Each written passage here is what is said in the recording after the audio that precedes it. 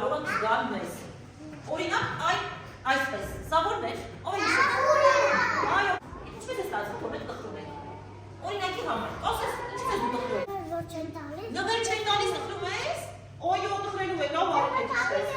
Այո, իսկ սա ինչ է։ Տխրություն է էլի։ Էլի ինչ անում կարող են տալ։ Ինչ են դու։ Այո, ուրախ է։ Երկուսից ընտրիր նա, որը որ դու կզգաս, երբ մայիկը քեզ քո սիրած խաղալիքներից կզրկի, չի տալու խաղաս։ Դե ասա, ինչպես կզգաս ես։ Այսպես կզգաս, թե այսպես։ Ինչպես կզգաս։